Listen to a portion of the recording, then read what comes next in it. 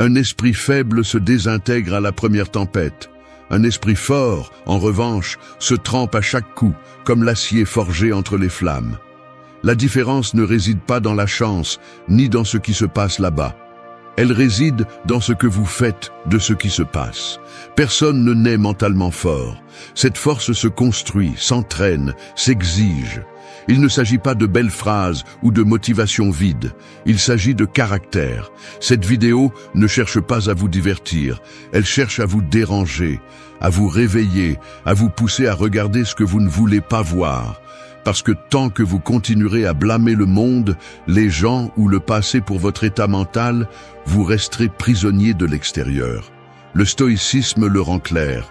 Vous ne pouvez pas contrôler le monde, mais vous pouvez maîtriser votre réaction. Et cette maîtrise change tout. La force mentale ne se voit pas, mais se ressent.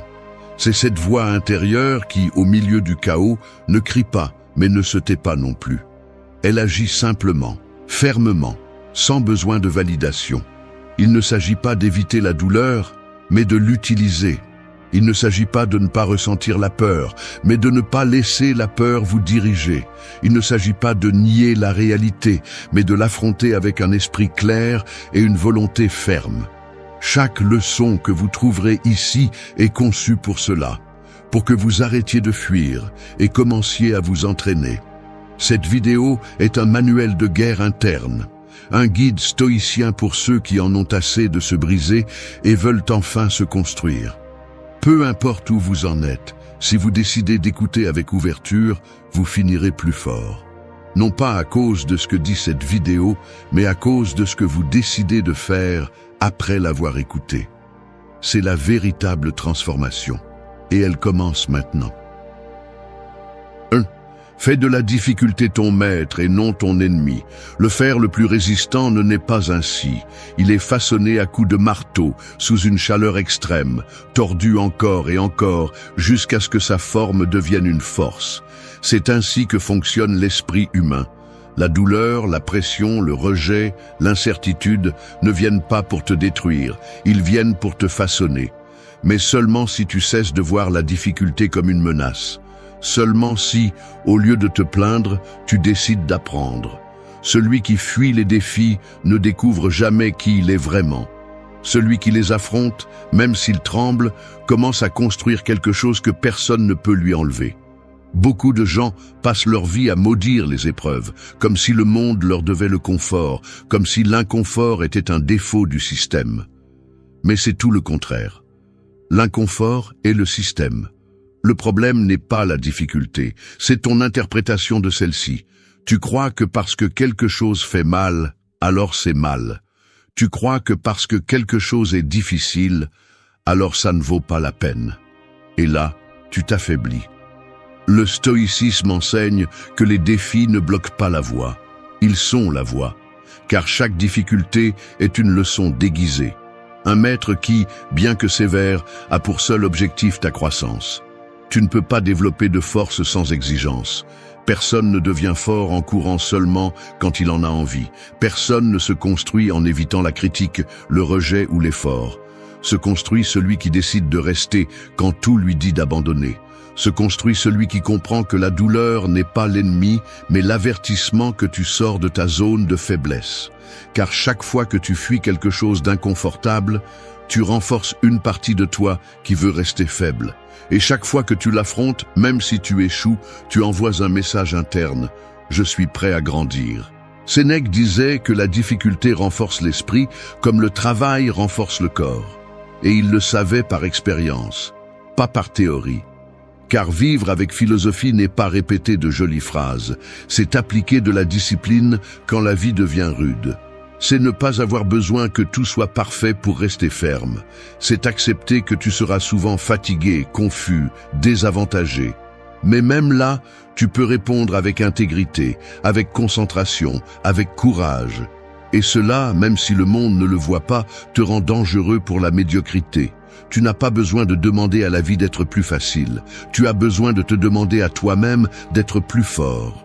Et cette force commence quand tu cesses de voir les problèmes comme des obstacles et que tu commences à les voir comme des entraîneurs. Ils ne viennent pas pour te freiner, Ils viennent pour te préparer. Ils ne viennent pas pour te blesser. Ils viennent pour te montrer de quoi tu es fait. Certains s'effondrent face à une perte, d'autres se reconstruisent à partir de celle-ci. Certains sont paralysés par le rejet, d'autres le transforment en élan. Lequel vas-tu être? 2. Sois le gardien de ton esprit. Une forteresse peut être entourée de murs imposants, avoir les meilleures armes et des milliers de soldats, mais si l'ennemi parvient à entrer par négligence, tout est perdu de l'intérieur. C'est ainsi que fonctionne l'esprit. Tu peux avoir du talent, des opportunités, du savoir, mais si tu permets à n'importe quelle pensée d'entrer sans surveillance, tu es en danger. Ce que tu laisses entrer par habitude, par distraction ou par faiblesse, tôt ou tard, devient ce qui te contrôle. C'est pourquoi tu as besoin de devenir le gardien de ton esprit. Pas le spectateur, pas la victime, le gardien. À une époque où tout cherche ton attention, garder l'esprit clair n'est pas un hasard. C'est une tâche quotidienne, les informations inutiles, la comparaison constante, les opinions des autres, les peurs héritées, les blessures non soignées, tout se filtre si tu ne mets pas une limite claire. Celui qui ne sélectionne pas ce qu'il pense finit par être asservi par ce que les autres veulent qu'il pense. Celui qui ne remet pas en question ses pensées leur obéit sans savoir que beaucoup ne sont pas les siennes. Celui qui ne nettoie pas son esprit le remplit de bruit jusqu'à se confondre avec lui. Les stoïciens le comprenaient bien. Marc Aurèle disait que notre vie est ce que nos pensées en font. Cela signifie que l'esprit n'est pas un espace neutre, c'est un terrain fertile ou un champ de bataille, selon la façon dont tu le traites. Si tu le négliges, les pensées négatives poussent comme des mauvaises herbes. Si tu le cultives avec attention, les pensées utiles prennent des racines solides. Et c'est ce qui change ta façon d'agir, de parler, de répondre, car personne ne peut vivre en paix si dans sa tête il y a la guerre. Devenir le gardien de ton esprit, c'est commencer à identifier ce qui t'affaiblit, ce qui te distrait, ce qui te vide. C'est arrêter de permettre que le dialogue interne soit dominé par la critique, la plainte, la culpabilité ou le doute. C'est apprendre à reconnaître que toutes les pensées ne méritent pas ton attention. Certaines veulent simplement te saboter. Un esprit fort n'est pas celui qui n'a pas de chaos, mais celui qui sait l'ordonner. Ce n'est pas celui qui élimine toutes les pensées négatives, mais celui qui ne leur donne pas de pouvoir. Ce n'est pas celui qui est toujours calme, mais celui qui ne se laisse pas emporter par le tourbillon. C'est pourquoi tu dois t'entraîner à te surveiller, pour ne pas laisser l'automatique prendre le contrôle, pour que chaque pensée qui franchit la porte de ta conscience ait à répondre à une seule question. Est-ce que cela me renforce ou m'affaiblit ? Car celui qui ne surveille pas son esprit devient son esclave, mais celui qui s'entraîne à le garder devient libre. Et seuls les libres peuvent construire leur chemin avec clarté. Seuls les libres peuvent agir sans chaînes internes. Sois ce gardien, et deviens l'esprit qui guide, pas l'esprit qui réagit. C'est là que commence la véritable force. 3. Mets toute ton énergie dans ce que tu peux contrôler. L'archer qui est obsédé par le vent oublie l'essentiel, sa précision, sa concentration, sa respiration. La vie ne s'arrête pas pour tes plaintes, ni pour ton anxiété de vouloir tout dominer.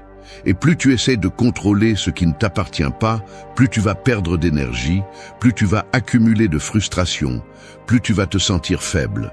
La force mentale ne se construit pas avec un effort aveugle, mais avec une direction.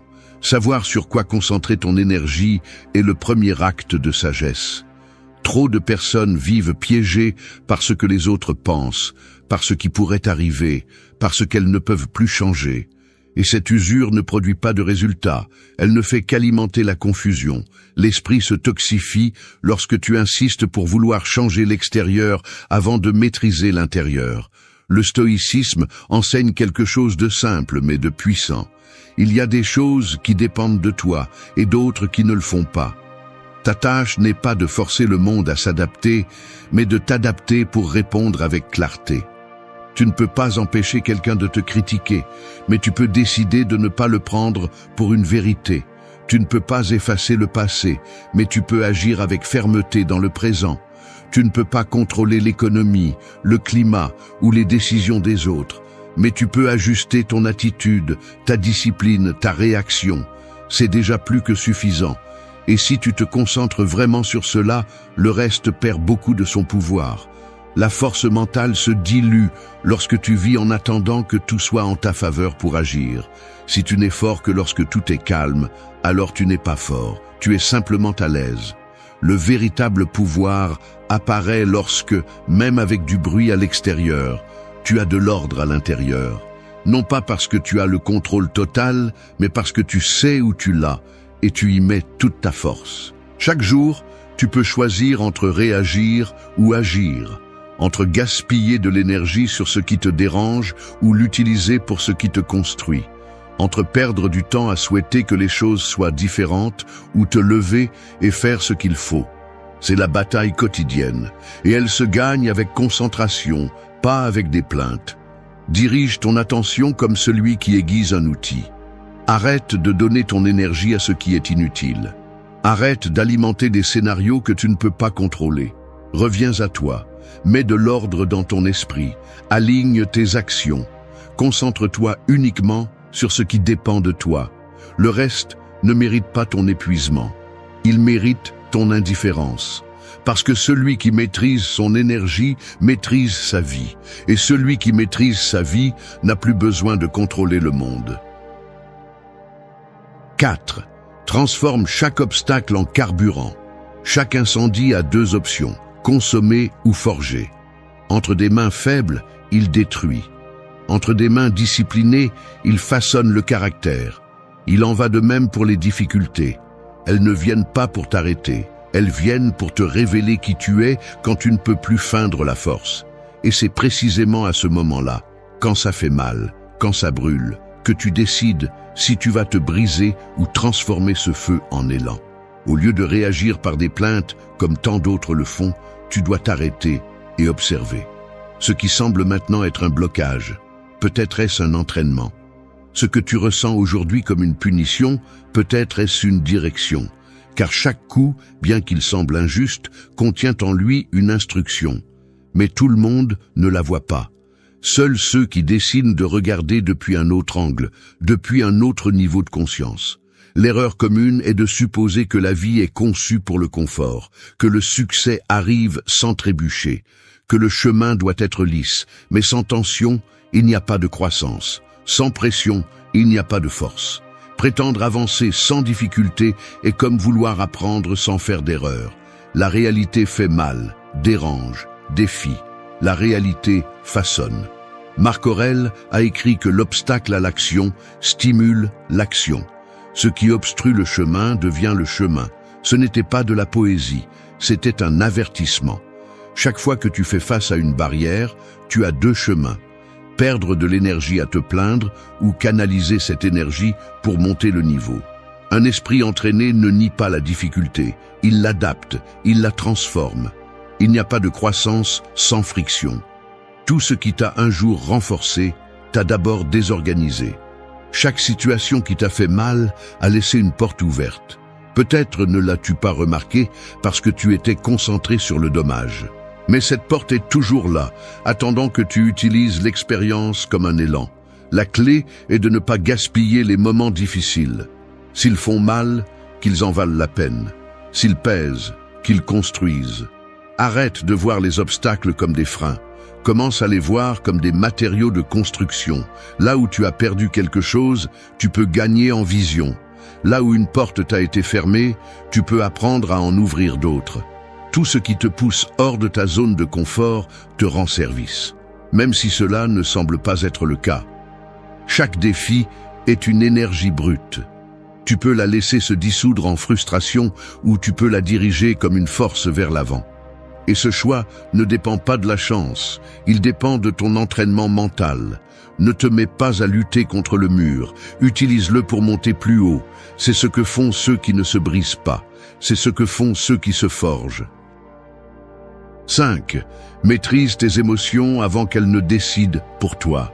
Une tempête en mer ne coule pas un bateau par la force du vent, mais par l'eau qui réussit à entrer. Les émotions fonctionnent de la même manière. Elles ne sont pas le problème en soi, mais plutôt ce que tu permets qu'elles fassent en toi.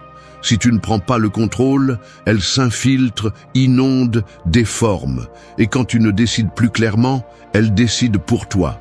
Tu cries quand tu devrais te taire, tu fuis quand tu devrais résister, tu attaques quand il suffisait de respirer. La plupart des gens réagissent avant de penser. Ils se justifient en disant que c'est comme ça qu'ils sont, qu'ils ne peuvent pas l'éviter, que le moment les a dépassés. Mais la vérité est plus dure. Ce qui te domine est ce que tu n'as pas entraîné. Et si tes émotions t'emportent facilement, ce n'est pas parce que tu es faible, c'est parce que tu n'as pas pris le contrôle de ton monde intérieur. Le stoïcien ne supprime pas ce qu'il ressent, il l'observe. Il ne se laisse pas emporter par l'impulsion, il l'interroge. Il n'explose pas, il répond. Il est facile d'être rationnel quand rien ne te dérange.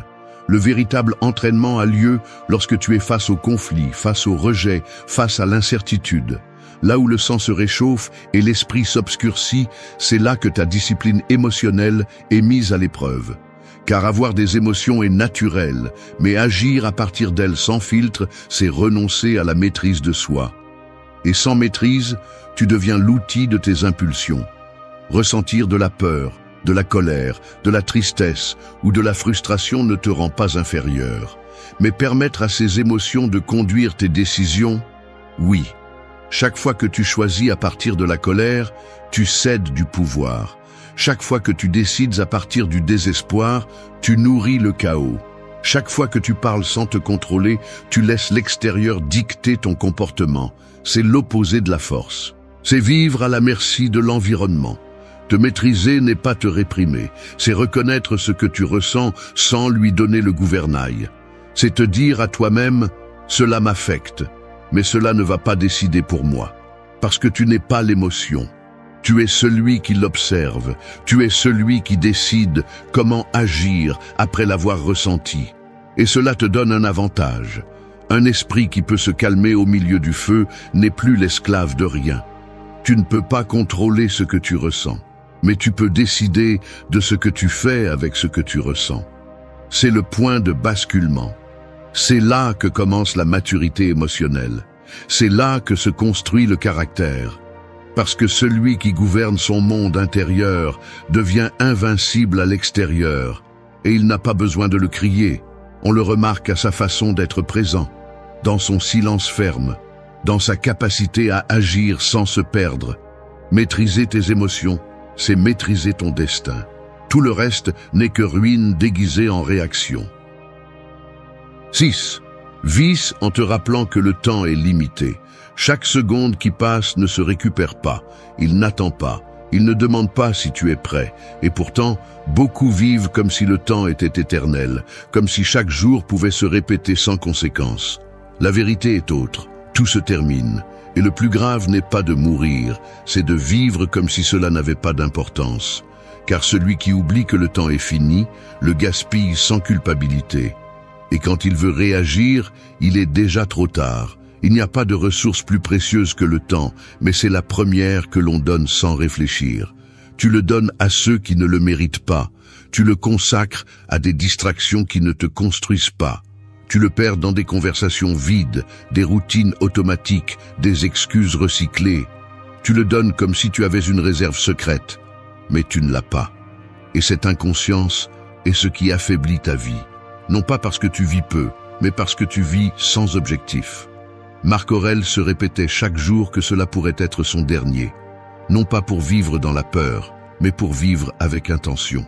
Car lorsque tu te rappelles que le temps ne t'appartient pas, tu cesses d'agir par inertie. Tu cesses de dire « demain ». Tu cesses de rester dans des lieux qui ne te nourrissent pas. Tu cesses de tolérer ce qui épuise. Et tu commences à agir avec urgence, avec vérité, avec direction. Tu n'as pas besoin d'accélérer ta vie. Tu as besoin de la réveiller. Chaque jour sans but est un jour volé.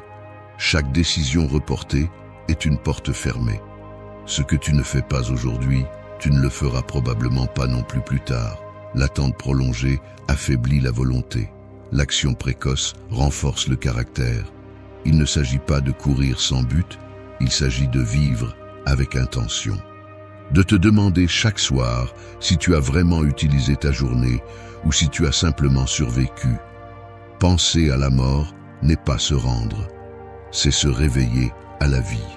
C'est accepter que tu n'as pas le temps pour tout, mais tu as le temps pour ce qui compte. Et si tu ne priorises pas, d'autres le feront pour toi. D'autres occuperont ton agenda, ton esprit, ton énergie. C'est pourquoi tu as besoin de prendre le contrôle avant qu'il ne soit trop tard. Vivre en sachant que tu es de passage n'est pas tragique. C'est libérateur. Profiter du temps, ce n'est pas remplir ta journée de tâches. C'est la remplir de sens. C'est laisser une trace dans les petites choses. C'est agir avec clarté, pas avec précipitation. C'est construire ta paix, ta force, ton héritage. Parce que personne ne sait combien de temps il lui reste. Mais tout le monde sait ce qu'il fait avec le jour d'aujourd'hui. Et cela suffit pour changer de cap. Celui qui honore son temps honore sa vie.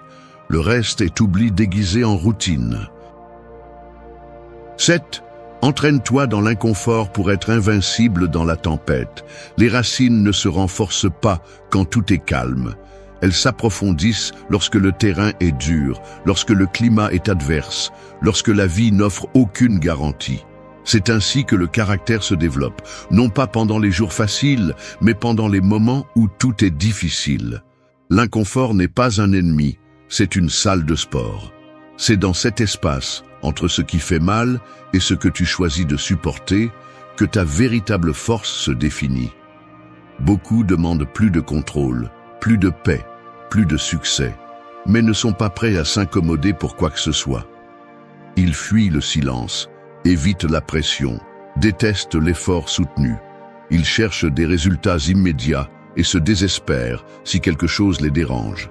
Mais personne ne devient fort dans la facilité. Personne ne se trempe sans friction. Si tu veux traverser les tempêtes sans te briser, tu dois d'abord t'entraîner sous la pluie. Et cet entraînement n'arrive pas par accident, c'est une décision. Les stoïciens savaient que le confort n'entraîne pas.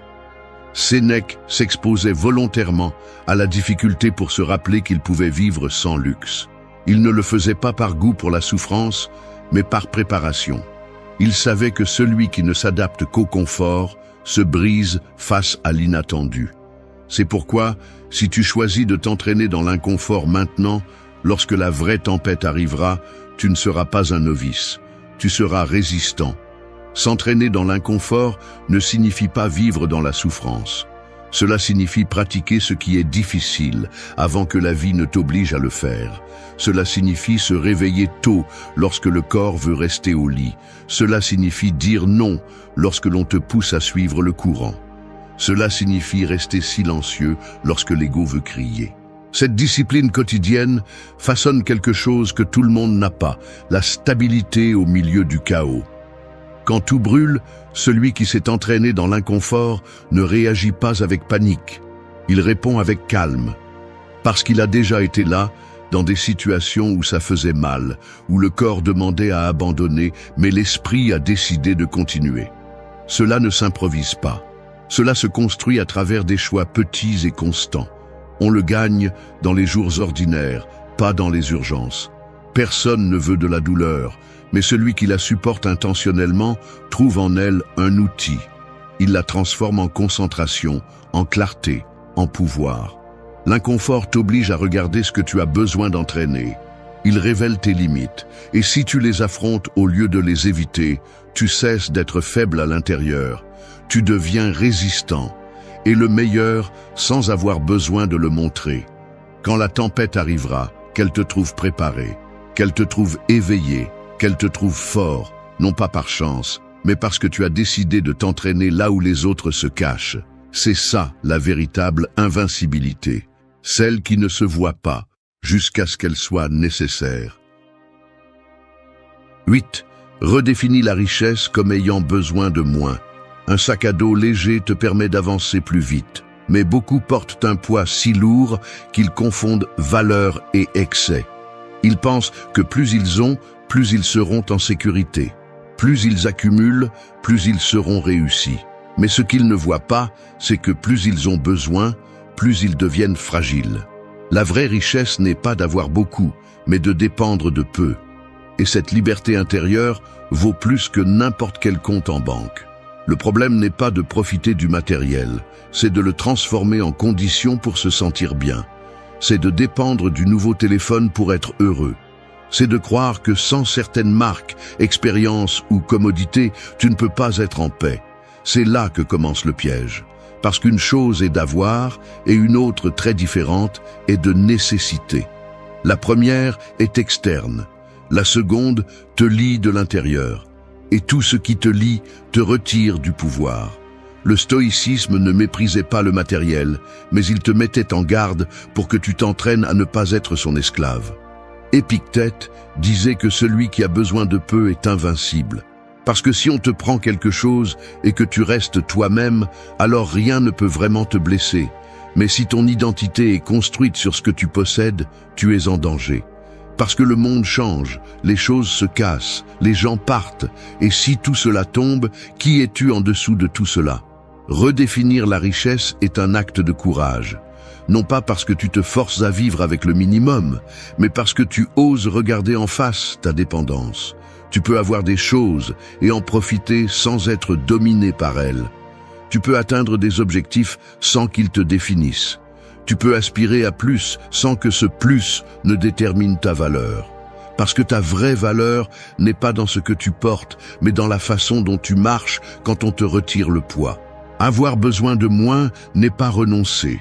C'est choisir en conscience. C'est te rendre compte que si tu peux être en paix avec toi-même sans artifice, alors tu as gagné. Parce que tout ce qui vient après est un extra, pas une béquille. Et si le monde devient instable, tu restes ferme, parce que ta stabilité ne dépend pas d'un objet, d'une relation ou d'une circonstance. Celui qui a besoin de moins est plus libre, plus difficile à manipuler, plus fort quand la pénurie arrive, plus concentré quand tout le monde se distrait. C'est la richesse qui ne se voit pas, mais se ressent. Et c'est celle que personne ne peut te prendre. Si tu décides de la construire, tu vas te rendre compte de quelque chose d'important. Tu avais plus que ce que tu pensais. Seulement tu regardais à l'extérieur. Et ce qui est précieux a toujours été à l'intérieur. 9. Choisis des relations qui élèvent ton caractère, pas ta commodité. Une plante peut avoir du soleil, de l'eau et un sol fertile, mais si tu l'entoures de mauvaises herbes qui lui volent son oxygène, elle ne grandira pas forte. Il en va de même pour toi. Peu importe combien tu te bats, si tu t'entoures de personnes qui éteignent ton feu, qui affaiblissent ton focus, qui te poussent vers le superficiel. Les relations ne sont pas seulement une compagnie, elles sont un environnement. Et si cet environnement n'élève pas ton caractère, il finit par t'entraîner sans que tu t'en rendes compte. L'erreur la plus courante est de s'attacher par habitude, par peur d'être seul, par commodité ou par besoin émotionnel. Mais ce qui est confortable n'est pas toujours ce qui est juste. Les relations qui renforcent vraiment ne sont pas celles qui te disent ce que tu veux entendre, mais celles qui exigent que tu grandisses. Ce sont celles qui confrontent ta faiblesse sans te blesser. Ce sont celles qui te rappellent qui tu peux être, pas celles qui te maintiennent dans qui tu as déjà été. Le stoïcien choisissait ses liens comme celui qui aiguise une épée, avec intention, avec clarté, avec fermeté. Il ne s'agissait pas d'avoir beaucoup de gens autour de soi, mais d'avoir près de soi ceux qui nourrissaient la vertu. Parce que si tu passes trop de temps avec la médiocrité, tu finis par la normaliser. Si tu t'entoures de gens sans direction, tes pas perdent leur sens. Et si tu maintiens des liens avec ceux qui ne se respectent pas eux-mêmes, peu à peu, ce reflet devient le tien. Choisir des relations avec discernement n'est pas de l'arrogance, c'est de la protection. C'est comprendre que tu ne peux pas permettre à n'importe qui d'avoir accès à ton esprit, à ton énergie, à ton intimité. C'est savoir que chaque conversation a un impact, chaque influence façonne, chaque proximité a un coût ou un gain. Et c'est toi qui décides lequel ce sera. Tu n'as pas besoin de liens parfaits, tu as besoin de liens réels. Des gens qui ne te sucrent pas les erreurs, mais qui ne se nourrissent pas non plus de tes chutes. Des gens qui célèbrent tes progrès sans envie, qui t'écoutent sans utiliser ce que tu dis contre toi, qui te défient sans te détruire. Ces relations ne sont pas nombreuses. Elles sont peu nombreuses, solides et précieuses. Et elles se construisent avec patience, avec des limites claires et avec une vision partagée de l'évolution. S'éloigner de ceux qui ne cherchent que la commodité peut faire mal au début, mais rester là te coûte des années de développement, de clarté et d'énergie. Tout le monde n'est pas fait pour t'accompagner dans ta transformation. Certains sont là juste pour t'apprendre à poser des limites, d'autres pour te montrer le type de personne que tu ne devrais jamais permettre à nouveau près de toi. Celui qui protège ses liens, protège son esprit. Parce que les conversations que tu répètes, les conseils que tu écoutes et les énergies avec lesquelles tu cohabites finissent par façonner ton comportement, même sans que tu t'en rendes compte. Et si tu veux vraiment grandir, alors ton cercle doit aussi grandir avec toi. Sinon, ce n'est pas un cercle, c'est une chaîne. Et tu n'es pas né pour vivre attaché. Entoure-toi de ceux qui t'élèvent même quand tu n'es pas à ton meilleur. De ceux qui te disent la vérité même si ça fait mal, mais qui le font avec respect. De ceux qui t'inspirent sans avoir besoin d'imposer. Parce qu'une bonne relation n'est pas celle qui te divertit, c'est celle qui te pousse. Et quand ton environnement est aligné avec ta croissance, avancer cesse d'être une lutte solitaire et devient une marche ferme vers ta meilleure version. 10. Vis chaque jour avec l'intensité du premier et l'urgence du dernier. Un feu qui commence brûle avec force. Un feu qui s'éteint lance aussi sa dernière étincelle avec fureur. Aux deux extrémités, il y a de la vie pure, de l'énergie totale, un don sans calcul. Mais au milieu, où la routine prend le contrôle de l'esprit, beaucoup se refroidissent, s'éteignent, oublient de vivre. Ils commencent des projets avec enthousiasme et les abandonnent avec indifférence. Ils se réveillent sans envie, se déplacent sans intention, répètent les jours comme s'ils avaient une éternité garantie. Et ils ne l'ont pas. La plupart survivent à leur semaine comme si la vie était en pause. Comme si ce moment meilleur pour commencer à prendre soin de soi, pour parler clairement, pour changer ce qui pèse, allait arriver. Mais ce moment n'arrive pas. Parce que personne ne le provoque. Parce que tout est reporté. Et l'urgent, qui est de vivre avec présence et décision, est enterré sous le trivial. Les stoïciens comprenaient que la vie ne se mesure pas en années, mais en comment tu utilises tes jours. Marc Aurèle avertissait que chaque matin devait être vécu comme si c'était le dernier. Non pas comme une tragédie, mais comme une opportunité qui ne peut être gaspillée. Si c'était ton premier jour, tu regarderais tout avec faim, avec émerveillement, avec force. Si c'était le dernier, tu le ferais avec dévouement, sans peur du jugement, sans retenue. Alors pourquoi vis-tu comme si cela n'avait pas d'importance? Tu es ici aujourd'hui, pas hier, pas demain. Et tout ce que tu as vraiment, c'est ce moment. Peu importe ce que tu as fait ou ce qu'il te reste à faire. Ce qui compte, c'est comment tu décides d'agir aujourd'hui. Parce que chaque jour qui passe sans intention est un jour qui ne revient pas. Et quand tu regarderas en arrière, tu ne te souviendras pas des jours faciles. Tu te souviendras des jours que tu as vécus de tout ton cœur. N'attends pas d'avoir une crise pour valoriser ton temps. Tu n'as pas besoin d'une perte pour te réveiller. Tu sais déjà ce qui se passe quand tu vis sans direction. Tu sais déjà combien il est douloureux de reporter ce qui est important. Alors, fais-le différemment. Vise avec intensité, mais pas avec anxiété. Vise avec urgence, mais pas avec désespoir. Vise en sachant que cet instant peut être le premier d'une nouvelle étape ou le dernier que tu as. Si tu comprenais vraiment qu'il ne se répète pas, tu l'embrasserais avec plus de force. Tu te déplacerais avec plus de détermination. Tu lâcherais ce qui n'ajoute pas. Tu pardonnerais sans fierté. Tu dirais ce que tu ressens sans filtre. Et tu agirais à partir de qui tu es, pas de qui le monde attend. C'est l'intensité de ceux qui se réveillent. C'est l'urgence de ceux qui ne veulent plus reporter l'essentiel. Merci d'être resté jusqu'à la fin de la vidéo. Si vous avez tout vu, commentez « Je suis ». La plupart des hommes échouent dans les relations parce qu'ils confondent dévouement et valeur. Ils pensent que tout donner assure l'amour, le respect et la loyauté, alors qu'en réalité, cela ne fait que les rendre dépendants, prévisibles et faciles à ignorer. La vérité est dure mais nécessaire. Une femme n'est pas loyale à ce que tu fais ou à combien tu donnes, mais à ce qu'elle ressent quand elle est avec toi. Et si ce que tu transmets est de l'anxiété, du vide ou du besoin, tout ce que tu obtiendras, c'est qu'elle perde de l'intérêt.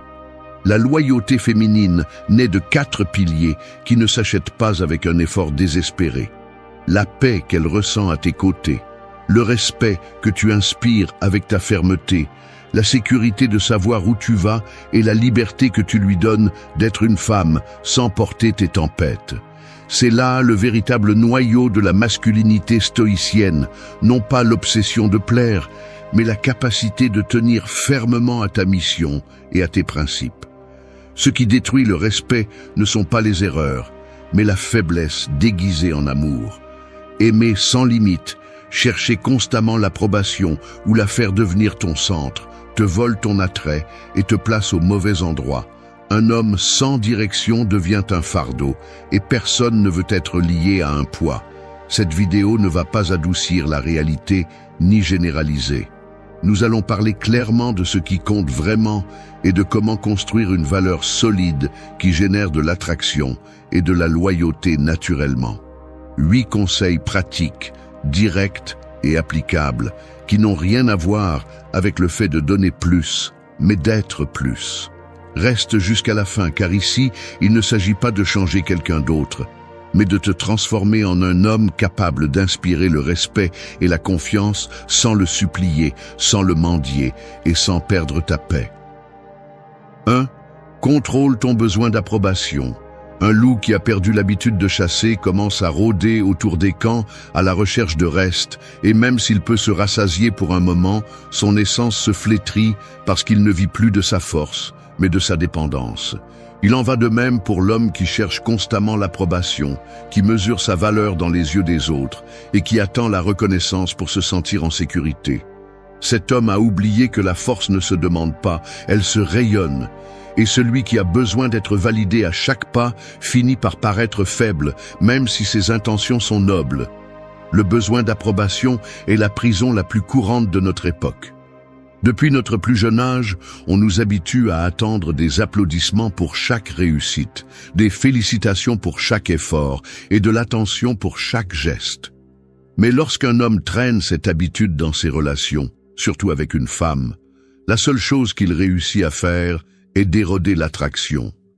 La loyauté féminine ne se construit pas sur l'anxiété de quelqu'un qui supplie pour la reconnaissance, mais sur la solidité de celui qui ne dépend pas des flatteries pour rester ferme. Une femme ne veut pas être le juge de ta valeur. Elle veut sentir que tu l'as déjà définie et que tu la soutiens avec conviction. Lorsqu'un homme cherche l'approbation, son comportement change subtilement, mais de manière évidente. On le remarque à la façon dont il arrange ses mots pour ne pas déranger, à la façon dont il s'efforce d'être toujours agréable, à la façon dont il cède trop vite face à n'importe quelle exigence pour ne pas perdre l'affection. Ce qu'il croit être de l'amour est en réalité perçu comme de l'insécurité, et cette insécurité tue le respect. Le stoïcisme enseigne que la seule chose sous notre contrôle est ce que nous pensons, disons et faisons. Et dépendre du regard des autres pour se sentir précieux est abandonner ce principe, c'est donner notre centre à des caprices que nous ne maîtrisons pas. Contrôler le besoin d'approbation ne signifie pas devenir froid ou distant, mais retrouver la capacité d'agir à partir de ses propres convictions et non dans l'attente d'un applaudissement.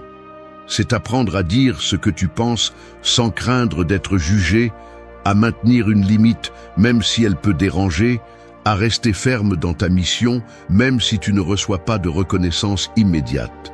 Cette cohérence intérieure est ce qui génère la paix et la confiance, car elle montre que ta valeur ne fluctue pas selon l'humeur des autres.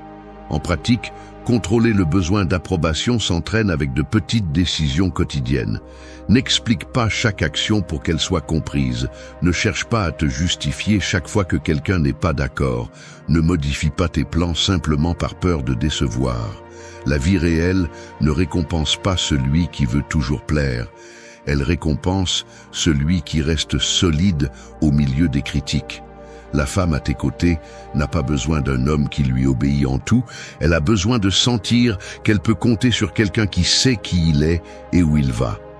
L'homme qui ne maîtrise pas ce point finit par être épuisé, frustré et aigri, car il ne sent jamais que son effort est suffisant. Celui qui le maîtrise, en revanche, projette le calme, car il ne se bat pas pour l'attention, ne mendie pas l'affection, ne mesure pas sa valeur en éloge. Il sait que la véritable loyauté ne se gagne pas en suppliant, mais en transmettant la sécurité. C'est le début d'une masculinité stoïcienne, rompre la chaîne de l'approbation des autres et retourner à la chasse avec sa propre force. 2. Construis une mission personnelle solide.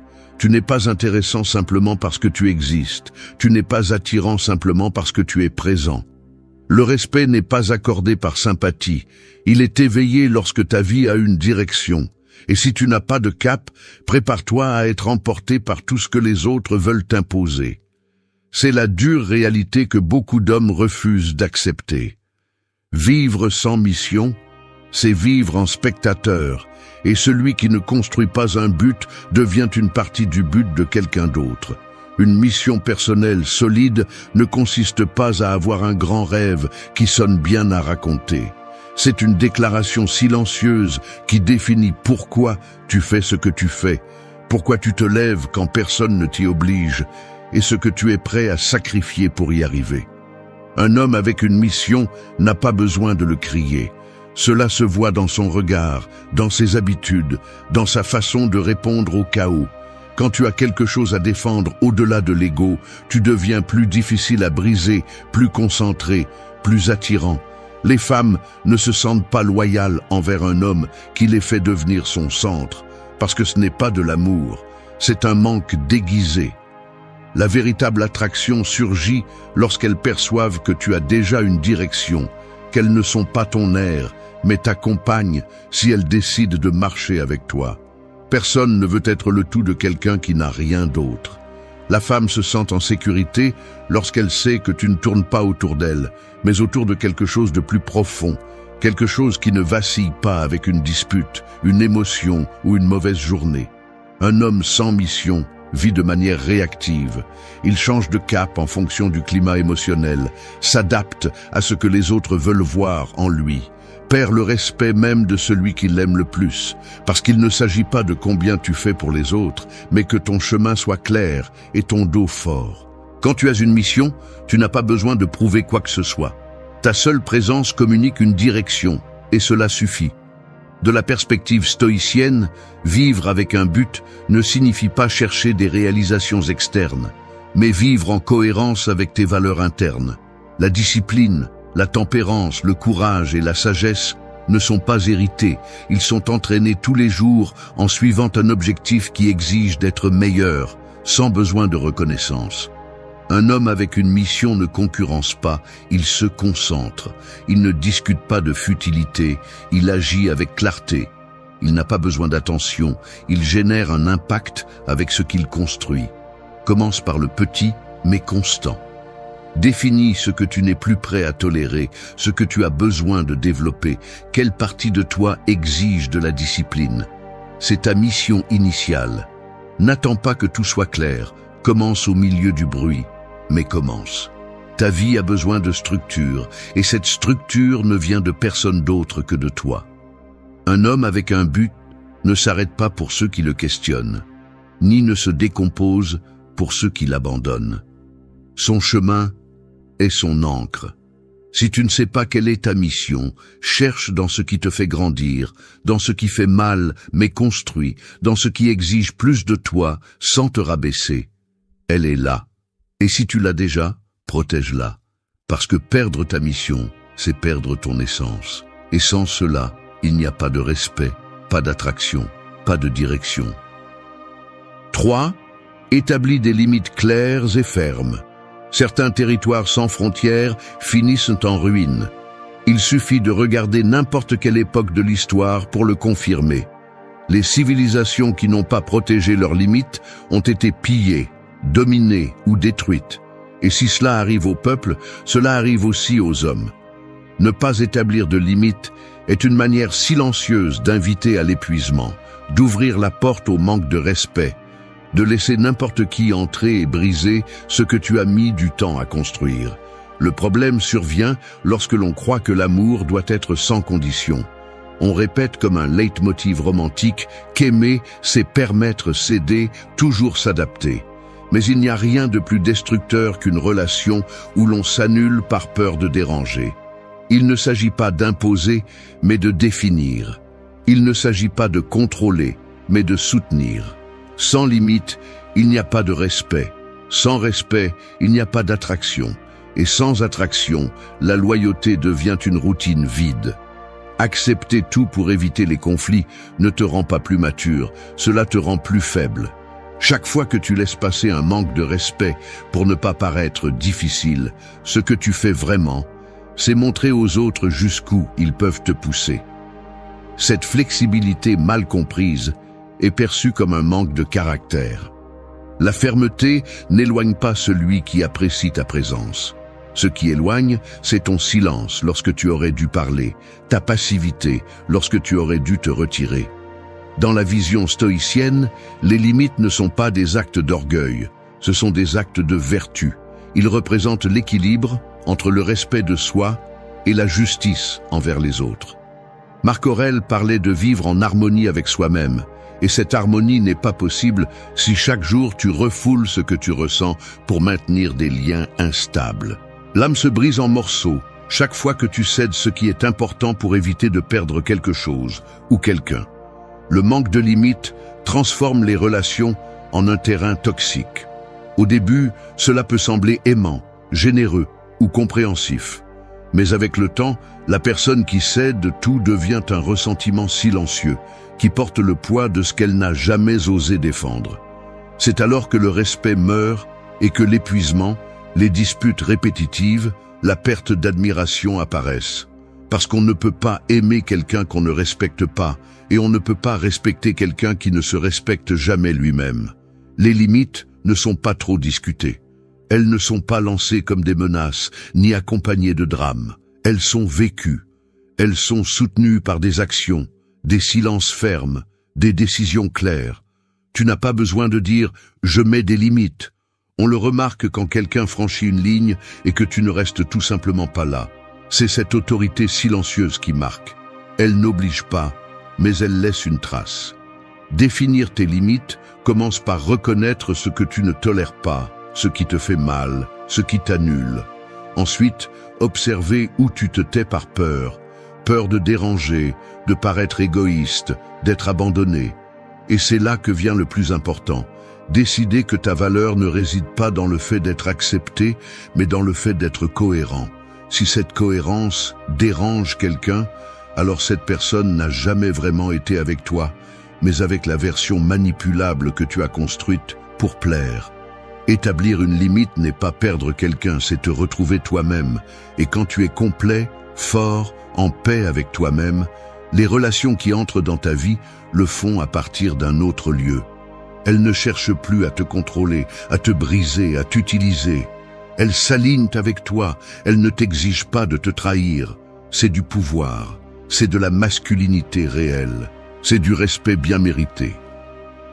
4. Protège ton énergie masculine. On n'éteint pas le feu d'un seul coup, on l'éteint petit à petit. On lui vole d'abord l'oxygène, puis on le refroidit avec de l'eau. Et quand il ne reste plus de chaleur, il ne reste que des braises éteintes qui étaient autrefois une flamme. C'est ce qui se passe avec l'énergie masculine lorsqu'elle n'est pas protégée. Elle ne se perd pas du jour au lendemain. Elle s'use lentement, dans des conversations qui ne construisent pas, dans des relations qui absorbent, dans des environnements qui affaiblissent. Elle s'éteint chaque fois que l'homme trahit sa direction pour plaire, chaque fois qu'il réprime son instinct par peur d'être mal interprété. Cette énergie masculine n'a rien à voir avec le fait de crier plus fort ou d'imposer sa domination. Elle a à voir avec la direction, avec la concentration, avec la structure interne. C'est la force silencieuse qui transmet la sécurité sans avoir besoin de prouver quoi que ce soit. La femme ne se connecte pas avec des mots vides ou des gestes exagérés. Elle se connecte avec la fermeté qu'elle perçoit dans ta façon de regarder, de marcher, de te tenir dans ce que tu es, sans avoir besoin de le déguiser. Ne pas prendre soin de ton énergie, c'est laisser n'importe qui la consommer.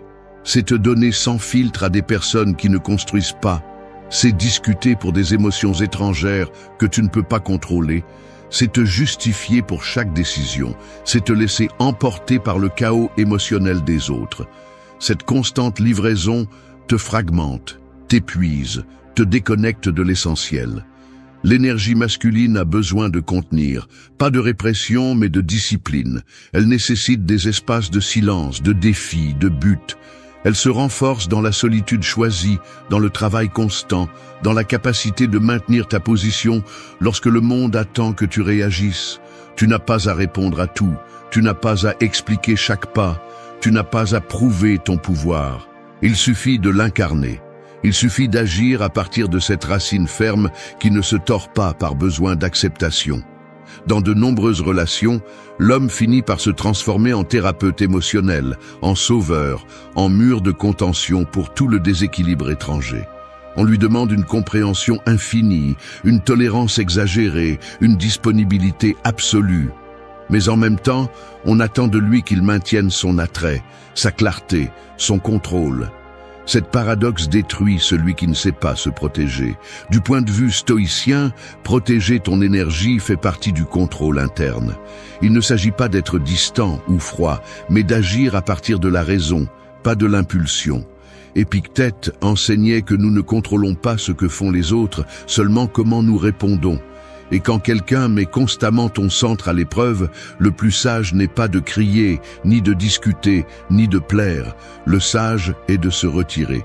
Non pas par peur, mais par respect pour ton énergie, parce que cette énergie est limitée, et si tu la donnes là où elle n'est pas valorisée, tu te vides toi-même. Protéger ton énergie signifie choisir dans quelles conversations tu entres et lesquelles tu ignores, avec qui tu partages ton temps et à qui tu le refuses. Quels combats tu affrontes et lesquels ne méritent pas un seul mot. Cela signifie savoir quand donner, quand se taire et quand partir. Cela signifie être capable de voir au-delà de l'émotion du moment et d'agir à partir d'une vision plus large, plus mature, plus stratégique. L'énergie masculine n'est pas invincible, mais elle est renouvelable. Elle revient quand tu te déconnectes du bruit et que tu te connectes à ta mission. Quand tu entraînes ton corps, quand tu nettoies ton esprit, quand tu t'entoures d'environnements qui te demandent de grandir. Cette énergie est ce qui fait la différence entre être désiré ou toléré, entre être suivi ou manipulé, entre inspirer le respect ou éveiller la pitié. 5. Sois cohérent avec tes actions. L'écho ne répond pas à ce que tu dis, il répond à ce que tu cries. Si tu lances un mensonge, tu recevras de la confusion. Si tu projettes de la fermeté, il revient de la clarté. C'est ainsi que fonctionne la vie. Elle ne te rend pas tes paroles, elle te rend tes actions. Et quand ce que tu dis ne coïncide pas avec ce que tu fais, tout ce que tu génères est du bruit, de la méfiance et une présence vide. La cohérence est l'une des formes les plus pures de respect. Elle ne s'impose pas, elle ne s'exige pas, elle se construit jour après jour avec des décisions alignées sur ce que tu affirmes. Tu peux parler de valeurs, de principes, de buts, mais si tes actes contredisent tes paroles, tu perds de l'autorité. L'attraction ne se maintient pas avec des promesses, elle se soutient par l'exemple. La femme ne se lie pas avec le discours, elle se lie avec la présence réelle. Et si chaque mot qui sort de ta bouche reste flottant sans racines, tôt ou tard, ils arrêteront de t'écouter. Dans un monde saturé de masques, être cohérent est un acte révolutionnaire.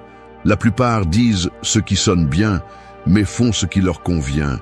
Ils jurent qu'ils ne toléreront certaines choses et les tolèrent. Ils promettent qu'ils changeront et répètent le même schéma. Cette incohérence tue le respect avant même qu'il ne fleurisse.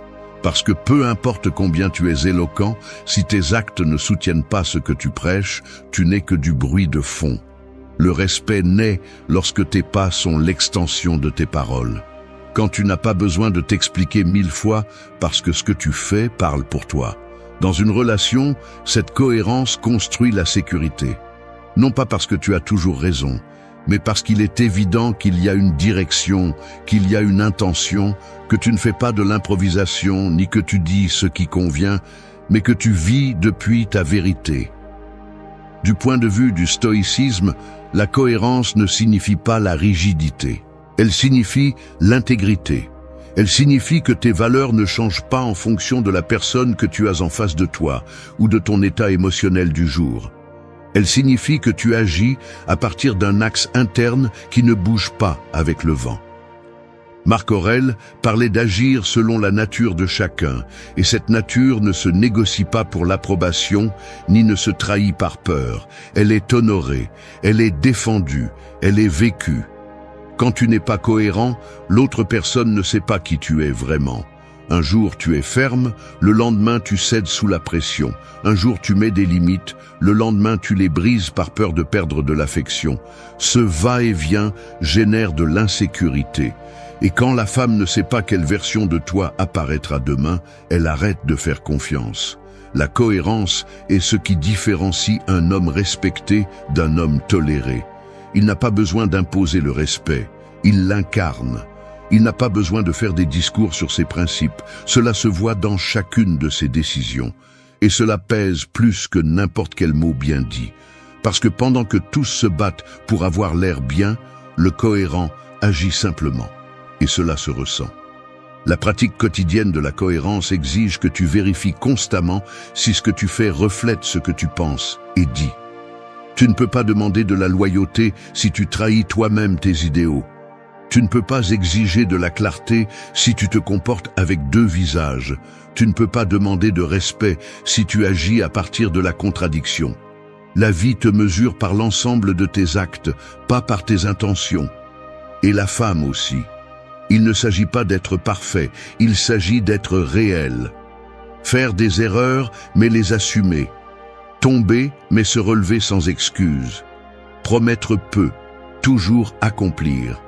L'homme cohérent ne brille pas par ce qu'il dit, mais par comment il vit. Et ce type de présence est celui qui laisse une trace. 6. Maintiens ton indépendance émotionnelle. Il y a des gens qui se jettent à la mer sans savoir nager et s'accrochent désespérément à celui qui flotte à proximité.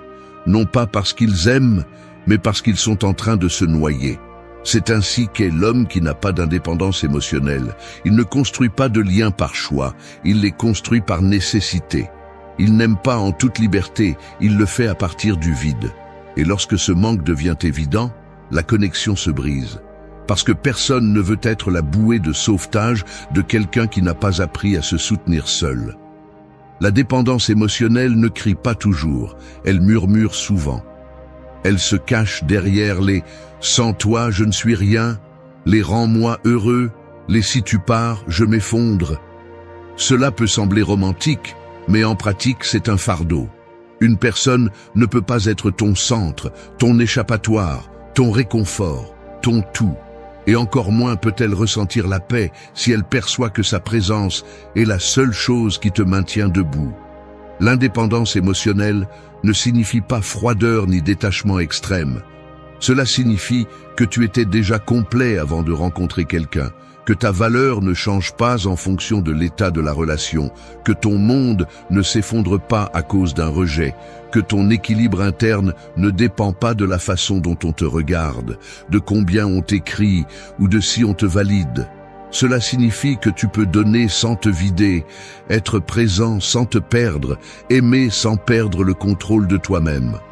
Un homme qui n'est pas émotionnellement indépendant vit en mode réaction. Si elle est de bonne humeur, il sourit. Si elle s'éloigne, il s'effondre. Si elle ne répond pas, il est paralysé. C'est comme une feuille emportée par le vent émotionnel d'autrui. Et cela, même s'ils ne le disent pas, fatigue. Parce qu'au début, cela peut sembler de l'abnégation, mais ensuite, cela se transforme en fardeau. Personne ne veut être responsable de l'état d'humeur d'une autre personne tout le temps. Du point de vue stoïcien, la véritable liberté réside dans le contrôle interne. Sénèque disait que la plus grande esclavage est celle de celui qui dépend des autres pour vivre en paix. Si ton état émotionnel dépend de ce qu'ils font ou ne font pas avec toi, tu as perdu le contrôle de ta vie. La tranquillité ne vient pas du fait que le monde te traite comme tu l'espères. Elle vient de la force de ne pas te briser quand il ne le fait pas. Pour maintenir ton indépendance émotionnelle, tu dois construire une vie qui ne tourne pas autour d'une seule personne. Tes habitudes, tes objectifs, ton temps, ton développement doivent être présents que tu sois seul ou accompagné. Ne t'arrête pas chaque fois que quelqu'un s'éloigne. Ne mets pas en pause ton chemin pour voir s'il revient. Ne fais pas de ton bonheur un objectif que seul un autre peut te donner. Cette position te rend vulnérable, et là où il y a une vulnérabilité mal gérée, naît la manipulation. L'indépendance émotionnelle se voit aussi dans la façon dont tu gères le conflit. Tu n'as pas besoin de supplier pour qu'on t'écoute, ni d'exploser pour qu'on te respecte. Tu peux t'exprimer sans perdre le contrôle. Tu peux te retirer sans avoir besoin de blesser. Tu peux prendre des décisions fermes sans que la peur de l'abandon te paralyse. Cette capacité est ce qui génère le respect, parce qu'elle montre que tu n'es pas avec quelqu'un parce que tu en as besoin, mais parce que tu l'as choisi. Celui qui maintient son centre ne mendie pas l'amour, ne négocie pas sa dignité, ne se trahit pas pour éviter de rester seul. Il est là parce qu'il le veut, pas parce qu'il ne sait pas être sans quelqu'un. Et ce type de présence, libre de charges émotionnelles mal gérées, permet à l'autre personne de respirer aussi, de grandir aussi, de choisir aussi en toute liberté. 7. Concentre-toi sur ta croissance constante. L'eau qui ne coule pas stagne. Au début, elle reste claire, mais avec le temps, elle devient trouble, lourde et finalement toxique. Il en va de même pour l'homme qui cesse de grandir. À première vue, il peut sembler stable, calme, voire fiable. Mais à l'intérieur, il pourrit dans le confort, dans la routine, dans l'illusion qu'il n'a plus besoin d'avancer. Et quand quelqu'un s'arrête dans son évolution, il commence à perdre de la présence. Parce qu'il n'y a rien de plus démoralisant que de vivre avec quelqu'un qui ne fait plus d'efforts pour être meilleur.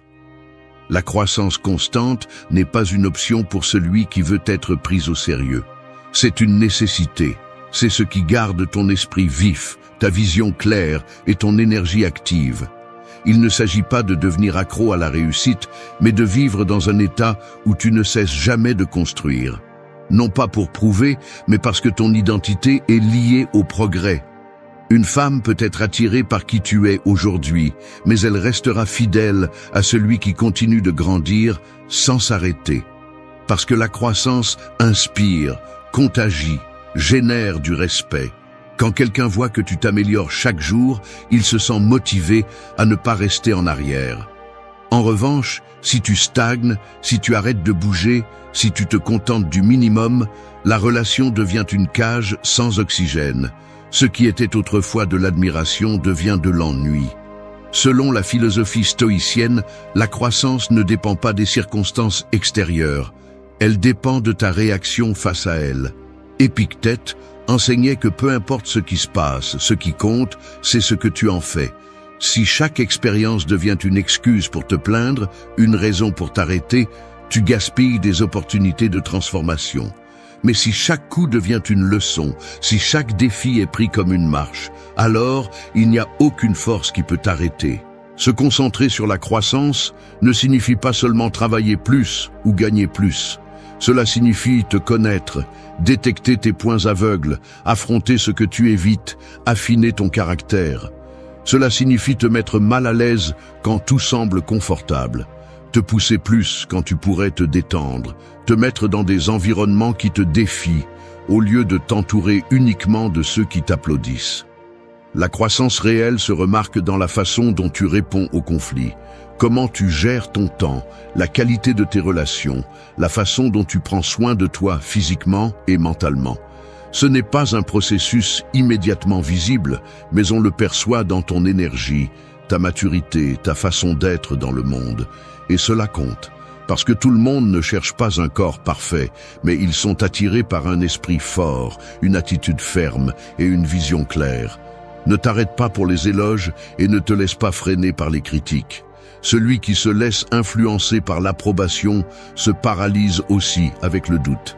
Ton chemin n'est pas là pour être évalué, il est là pour être vécu. Tu n'as pas besoin d'applaudissements, tu as besoin que ton futur te respecte. Et cela ne se réalise qu'en avançant sans excuse. Si tu restes le même qu'il y a quelques mois, quelque chose ne va pas. L'homme qui grandit constamment n'a pas besoin de convaincre personne. Son progrès est silencieux mais se ressent. Il ne se vante pas mais cela se voit. Il ne rivalise pas mais il avance. Et cette énergie est impossible à ignorer. Parce qu'elle montre que tu n'attends pas que la vie te donne quelque chose. Tu es occupé à le construire. Au fond, ce qui soutient le respect n'est pas ce que tu as accompli, mais le fait que tu ne t'es jamais arrêté. Et ce mouvement perpétuel, cette décision quotidienne de ne pas être le même qu'hier, c'est ce qui transforme ta présence en quelque chose d'irremplaçable. 8. Honore ta paix comme ton trésor le plus précieux. Il existe des montres très chères qui se brisent après une seule chute et des pierres communes qui résistent des siècles sous la terre sans perdre leur forme. Il en va de même pour la paix. Ce n'est pas quelque chose de fragile et délicat, mais une force silencieuse qui soutient tout ce que tu es. Quand un homme perd la paix, il devient réactif, impulsif et facile à manipuler. Il perd en clarté, en présence et en contrôle. Mais quand il la protège comme son bien le plus précieux, tout change. Son regard pèse plus, ses décisions sont plus fermes et son énergie ne se donne pas au premier conflit. La paix n'est pas passivité. Ce n'est pas s'éloigner de tout, ni se cacher des problèmes. C'est la capacité d'être au milieu du bruit sans que le bruit te consume. C'est marcher dans le chaos avec l'âme tranquille. C'est dire non sans culpabilité. C'est te retirer sans avoir besoin d'explication. C'est savoir quand rester et quand partir, sans que la peur t'oblige à rester dans des endroits qui ne respectent plus ta valeur. De nombreuses relations se brisent quand l'un des deux perd sa paix et commence à agir à partir de la blessure. Quand l'homme cherche à avoir raison à tout prix, quand il discute par impulsion, quand il a besoin de prouver constamment qu'il vaut quelque chose, sa paix s'affaiblit. Et quand la paix s'affaiblit, la connexion aussi. Parce qu'une femme peut admirer ta force, mais c'est ta tranquillité qui la fait rester. Elle peut être attirée par ta confiance, mais c'est ta paix qui lui donne l'espace pour être féminine sans sentir qu'elle se bat avec un autre ego instable. Du point de vue du stoïcisme, la paix est une pratique, pas un état permanent. Marc Aurèle la cultivait tous les jours à travers la pensée claire, l'introspection et le détachement du bruit externe. Il ne s'agit pas de fuir le monde, mais de ne pas laisser le monde entrer en toi sans permission. Tu peux vivre entouré de chaos et pourtant te déplacer avec équilibre. Mais cela n'arrive que lorsque tu cesses de donner ton énergie à tout ce qui provoque une réaction en toi. Honorer ta paix signifie apprendre à choisir tes batailles. Tout ne mérite pas une réponse. Toute émotion n'a pas besoin de s'exprimer. Toute critique ne mérite pas de défense. Il y a des moments où le silence est plus puissant que 1000 arguments. Et il y a des moments où partir à temps est plus sage que de rester pour prouver quelque chose que personne ne veut comprendre. En pratique, protéger ta paix implique aussi de choisir avec qui tu partages ta vie. Tu ne peux pas avancer si chaque jour tu te disputes avec quelqu'un qui ne respecte pas ton processus. Tu ne peux pas construire si tu passes ton temps à éteindre les feux des autres. Entoure-toi de ceux qui ajoutent, pas de ceux qui drainent. N'aie pas peur d'être seul, si cela signifie retrouver ton centre. La solitude choisie est souvent la porte vers la véritable paix. Quand un homme honore sa paix, il transmet quelque chose qui ne peut pas être feint. On le voit dans son ton, dans son regard, dans la façon dont il répond au conflit. Et cette sérénité est magnétique, parce qu'elle n'impose pas, mais elle impacte. Elle ne crie pas, mais elle se ressent. Elle ne cherche pas à dominer, mais sa présence ordonne. C'est l'énergie. Un mur ne s'effondre pas avec des cris, il s'use en silence. Il en va de même pour la dignité. Elle n'a pas besoin de se défendre, juste de se retirer. Quand une personne s'éloigne sans faire de bruit, mais avec les yeux fermes et la tête haute, elle laisse une empreinte plus profonde que n'importe quel discours. Cette vidéo n'est pas pour ceux qui cherchent à confronter. Elle est pour ceux qui sont prêts à transcender. Parce que quand le respect disparaît, Quand le traitement devient indifférence, moquerie ou manipulation émotionnelle, on ne répond pas avec des larmes ou des scandales. On répond par l'absence, par une froideur stoïcienne, par un retrait qui fait plus mal que n'importe quel mot. Il y a un type de force qui n'a pas besoin de scène, qui n'a pas besoin de témoins. C'est la force intérieure que tu choisis chaque fois que tu décides de ne pas tomber dans les provocations, de ne pas supplier, de ne pas expliquer davantage. Et c'est précisément là que naît le véritable pouvoir.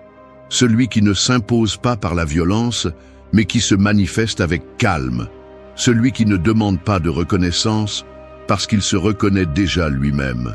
Cette vidéo est un guide de transformation silencieuse pour celui qui a été ignoré, trahi, rabaissé ou utilisé. Pour celui qui en a eu marre de mendier de la clarté et a décidé de la construire en lui. Inspiré par la philosophie stoïcienne, ici nous ne parlons pas de réactions émotionnelles, mais de stratégie émotionnelle. Pas de crier ta valeur, mais de l'incarner. Chaque leçon que tu vas écouter va t'apprendre à te retirer non pas de la colère, mais de l'intelligence, à imposer des limites sans élever la voix, à disparaître sans te perdre, à guérir sans chercher à ce qu'on le remarque. Parce que quand on devient silence, mais un silence conscient, mature, ferme, on ne peut plus être utilisé, blessé, manipulé. Et c'est l'acte le plus élevé de respect de soi. Reste jusqu'à la fin. Non pas parce que nous le disons, mais parce que si tu es arrivé jusqu'ici, tu n'es plus la même personne qui a permis ce qui t'a une fois brisé. Tu es prêt à parler la langue des sages, celle du silence qui change tout. 1. Retire l'accès sans donner d'explication. Fermer une porte ne nécessite pas toujours un claquement. Parfois, il suffit de tourner la clé de l'intérieur et de disparaître par l'escalier du silence. C'est l'essence de cette première leçon. Parce que tout ce qui vous fait mal ne mérite pas une explication. Ni tout celui qui vous a blessé a le droit de savoir pourquoi vous n'êtes plus là. Pendant longtemps, vous avez cru que partir sans rien dire était injuste, que vous deviez justifier chaque pas que vous faisiez, expliquer vos émotions, donner du contexte pour que l'autre comprenne. Mais la vérité est que celui qui vous apprécie vraiment n'a pas besoin que vous lui expliquiez votre douleur pour reconnaître qu'il vous a blessé. Et celui qui vous ignore, vous humilie ou vous manipule, ne comprendra pas non plus ce que vous dites. Il va seulement utiliser vos mots pour reprendre le contrôle de la narration. C'est pourquoi cette première leçon est si importante. Il s'agit de retirer l'accès, émotionnel, mental, physique, communicatif, sans discours, sans alerte, sans préparatif. Vous ne fuyez pas, vous protégez ce qui vous reste de vous. Vous ne punissez pas, vous récupérez votre espace intérieur. Le respect qu'on ne vous a pas donné, vous vous le donnez en vous éloignant. Cette action n'est pas facile, parce qu'une partie de vous veut être comprise, qui espère encore que l'autre réagira, qu'il s'excusera, qu'il valorisera ce qu'il est en train de perdre. Mais cette attente est un poison. Elle vous maintient pris dans un cycle où le pouvoir est toujours hors de vous. Et le silence est la sortie de ce cercle vicieux.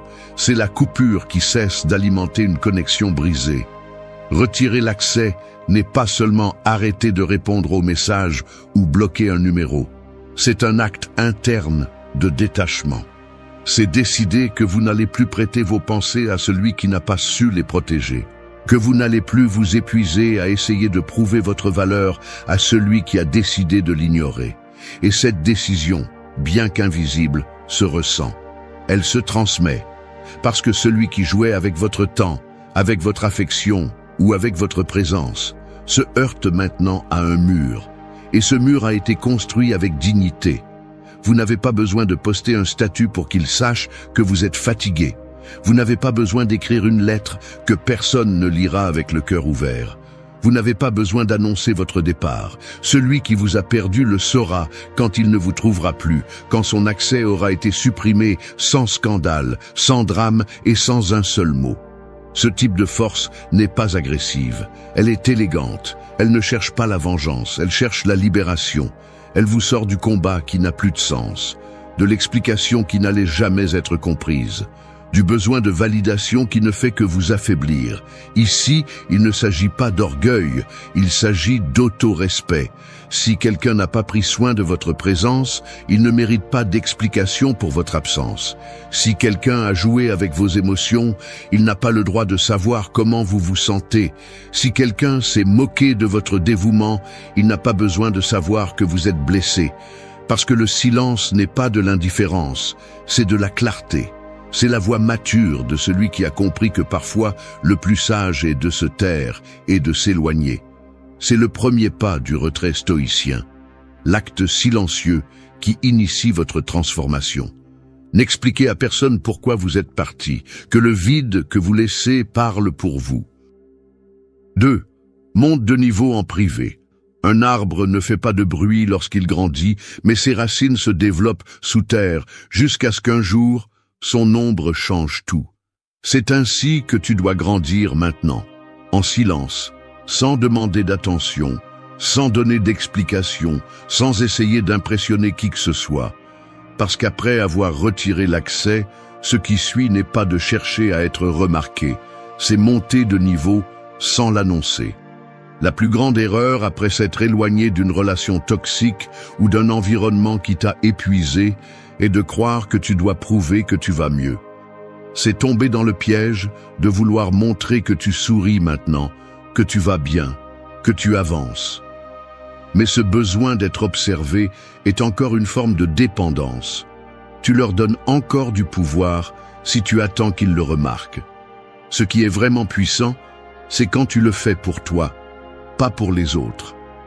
Monter de niveau en privé ne signifie pas te cacher. Cela signifie que tu arrêtes de chercher une validation externe, que ta croissance cesse d'être une façon de montrer quelque chose à quelqu'un d'autre et devient un acte sacré de respect de soi. Tu travailles sur toi parce que tu le mérites, pas parce que les autres te voient. Tu lis, tu t'améliores, tu t'entraînes, tu te reposes, tu te reconstruis.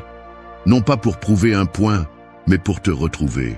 Ce type d'évolution n'a pas besoin d'applaudissements ni de témoins, et c'est précisément pour cela qu'il est si fort.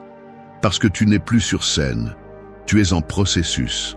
Personne n'a besoin de savoir combien de fois tu es tombé, ni combien de fois tu t'es relevé. C'est à toi. Et quand tu en fais quelque chose d'intime, tu ne deviens pas seulement plus fort, tu deviens aussi plus libre. Les gens qui t'ont sous-estimé une fois s'attendront à te voir traîner, souffrir, stagner, et c'est bien qu'ils le croient, tu n'as pas à les corriger, tu n'as rien à prouver. Parce que la vengeance la plus élégante n'est pas celle qui se voit, c'est celle qui devient une réalité qu'ils ne peuvent pas toucher. Dans une nouvelle vie qui n'a pas besoin de leur approbation. Dans une stabilité qui ne s'achète pas avec de l'attention, mais avec un travail interne. Tu n'as pas non plus besoin d'accélérer ton processus pour montrer des résultats. La précipitation est aussi une forme d'anxiété déguisée. Laisse ton progrès mijoter lentement, qu'il mûrisse dans les profondeurs de ton propre esprit. Tout comme le métal est trempé dans le feu, tu es trempé dans la patience, dans le silence, dans le calme. Et cela ne se montre pas avec des photos, cela se reflète dans ton regard, dans ton énergie, dans ta présence. Monter de niveau en privé est aussi une façon de protéger ton énergie. Parce que chaque fois que tu partages tes progrès avec quelqu'un qui ne te respecte pas, tu exposes ton processus à des jugements inutiles, à des commentaires déguisés en conseils, à des regards qui ne célèbrent pas, qui sont en compétition. Grandir en privé, c'est fermer la porte de l'âme pour que tu sois le seul à savoir ce que tu construis à l'intérieur. Et quand viendra le moment, les résultats parleront pour toi. Tu n'auras pas à expliquer quoi que ce soit, parce que ta vie sera la preuve de ta transformation. Cette leçon est un acte de stratégie émotionnelle, parce que pendant que les autres restent attachés au bruit, tu choisis le silence comme espace sacré de reconstruction. Ici, il n'y a pas de vengeance, il y a de l'évolution, il n'y a pas de colère, il y a de la concentration. Il n'y a pas de désespoir, il y a de la direction, il n'y a pas de cri, il y a de l'intention. Quand tu montes de niveau sans l'annoncer, personne ne peut t'arrêter, personne ne peut te saboter, personne ne peut se préparer à te contrer. Simplement un jour, tu n'es plus là où ils t'ont laissé. Tu as grandi, tu as guéri, tu as changé. Et le meilleur de tout, c'est qu'ils n'ont pas eu l'occasion d'intervenir. Parce que tu l'as fait seul et tu l'as fait en silence. 3. Deviens émotionnellement inaccessible. Une maison peut rester debout, mais si tu changes la serrure, tout le monde ne peut plus entrer. Il en va de même pour l'âme. Tu peux rester présent dans la vie des autres, mais sans leur permettre d'accéder à ton monde intérieur. C'est devenir émotionnellement inaccessible. Ce n'est pas devenir froid, c'est protéger ce que tu as de plus précieux, ta paix intérieure. Après t'être retiré et avoir commencé à grandir en silence, vient le moment de faire quelque chose que peu de gens réussissent, fermer les portes émotionnelles par lesquelles tu étais auparavant drainé. Et cela ne consiste pas à mettre une armure, ni à prétendre que tu ne ressens rien. Il s'agit de cesser de donner ton énergie à ceux qui ne savaient pas quoi en faire. Parce qu'être émotionnellement accessible à tout le monde est une forme d'auto-abandon. Tu permets aux émotions des autres d'envahir ton esprit, de contrôler ton humeur et de définir ta valeur. La personne émotionnellement inaccessible n'est pas insensible. C'est quelqu'un qui a appris à reconnaître quelles situations méritent son attention et lesquelles ne le méritent pas, qui ne réagit plus impulsivement, ni ne s'épuise à donner des explications à ceux qui cherchent simplement à l'épuiser davantage, qui ne se lance plus dans des discussions vaines, ni n'a besoin de justifier sa distance, parce qu'il sait que sa paix n'a pas de prix. C'est difficile au début, surtout si tu as grandi en croyant que tu devais tout donner pour être aimé.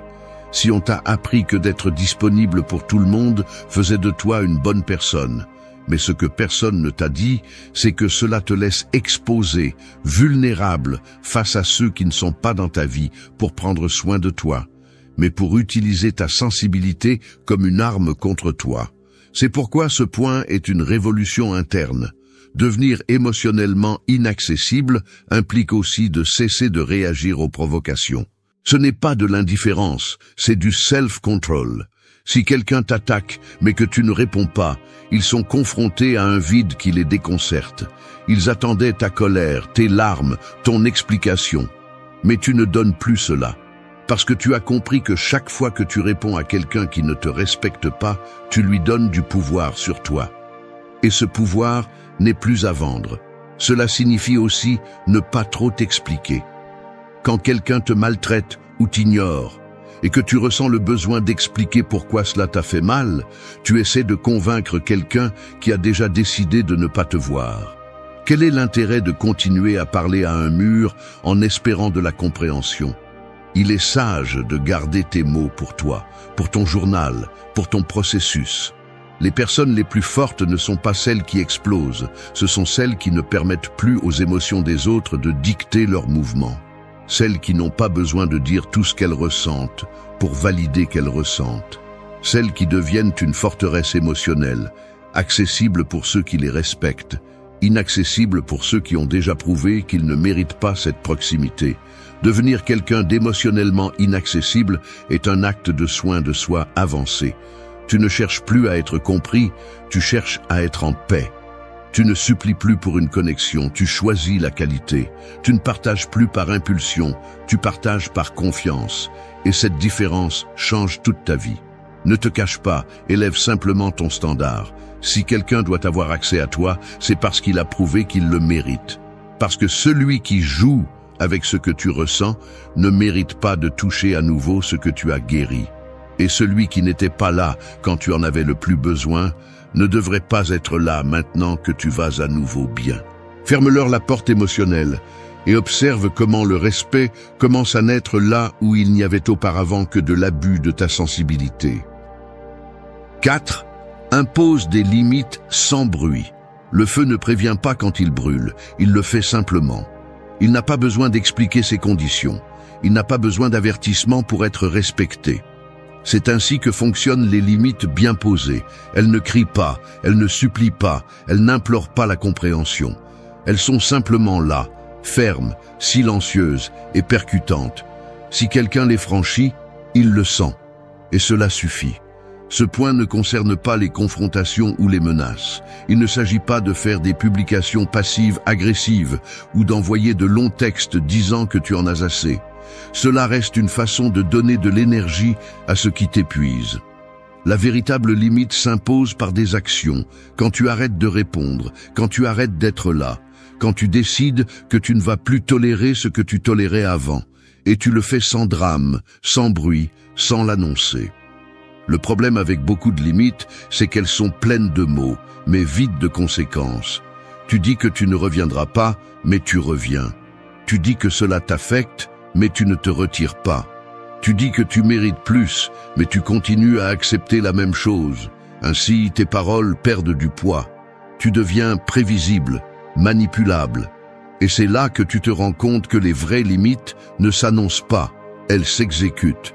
Imposer une limite en silence signifie arrêter de justifier tes décisions. Si quelque chose ne te fait pas du bien, tu t'éloignes. Si quelqu'un ne te respecte pas, tu te distancies.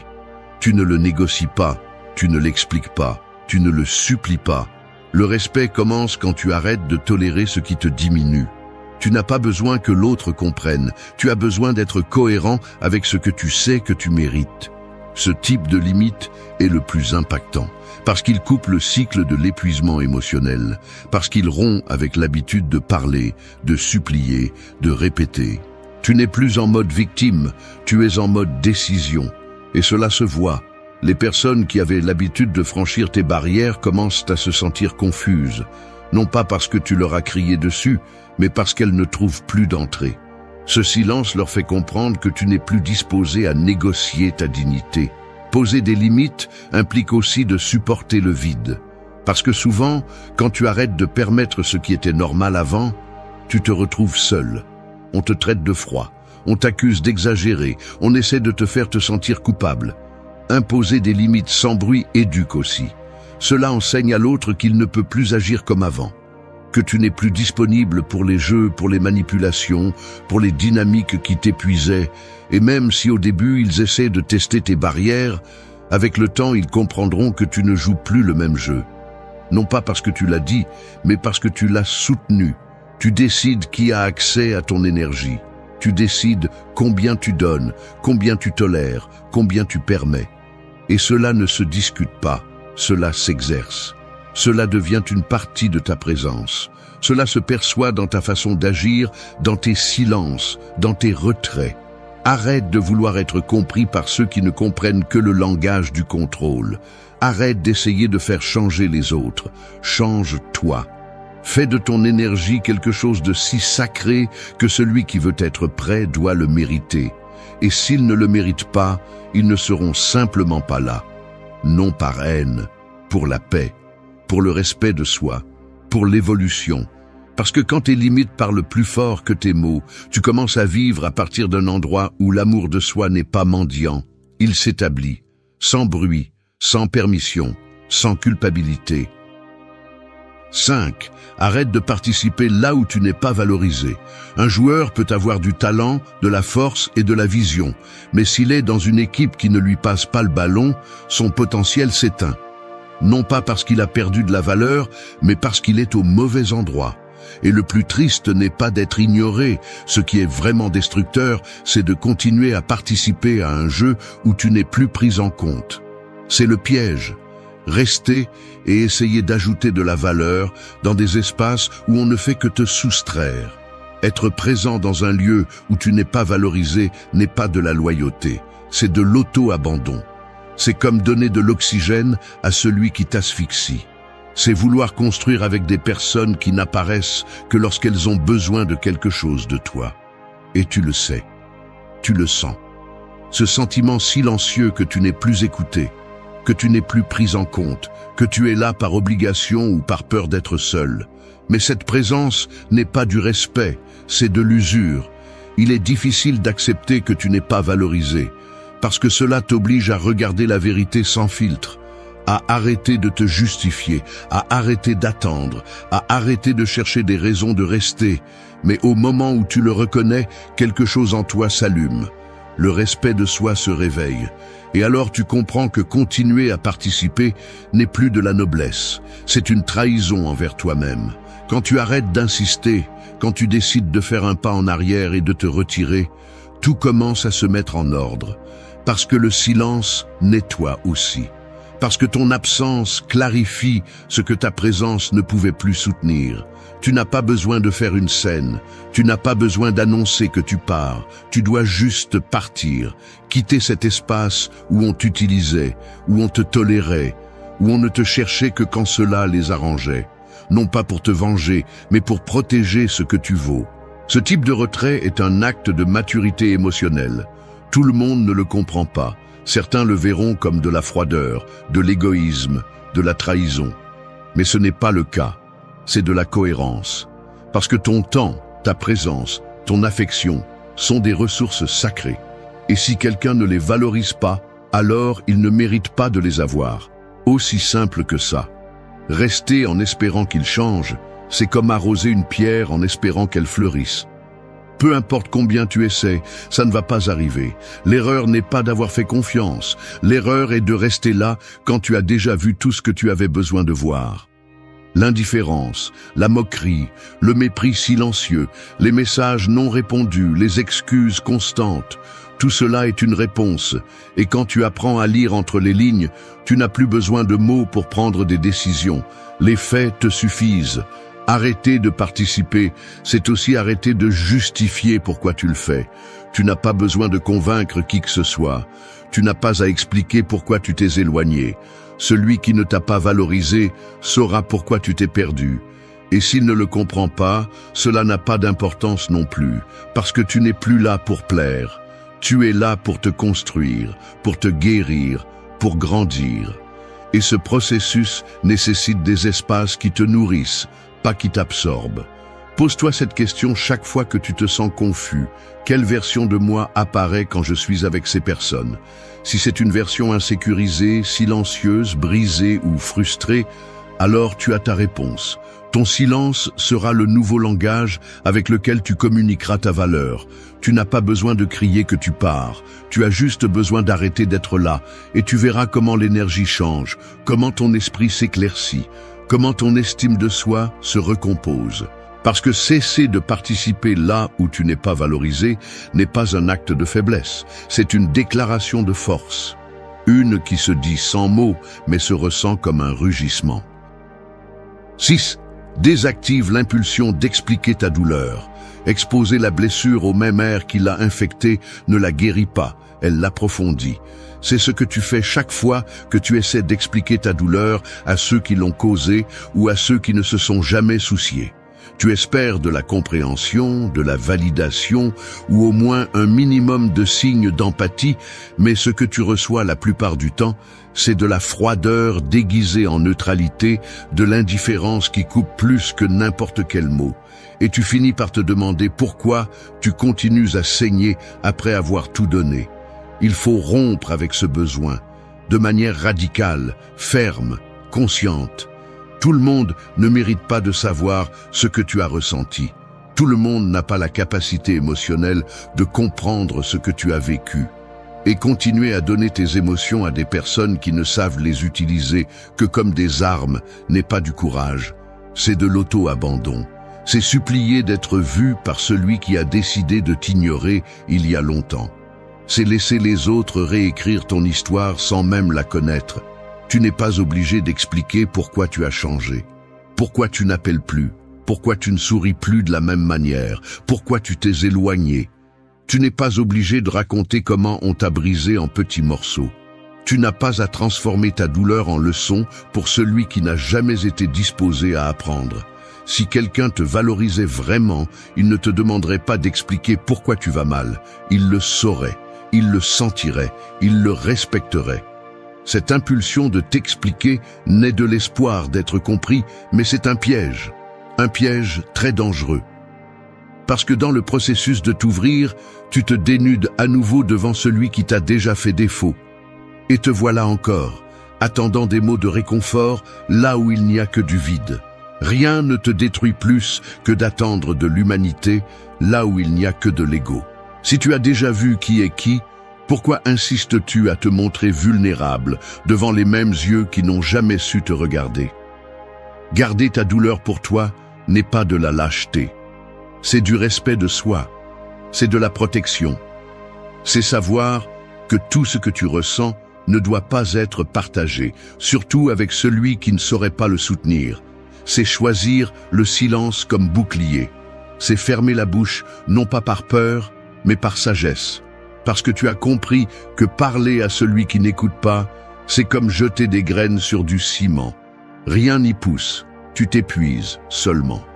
Arrêter d'expliquer n'est pas devenir froid, c'est devenir sélectif. Tes émotions sont sacrées. Ton processus est intime. Ce n'est pas un spectacle, ce n'est pas du matériel de jugement, ce n'est pas un argument pour convaincre quelqu'un.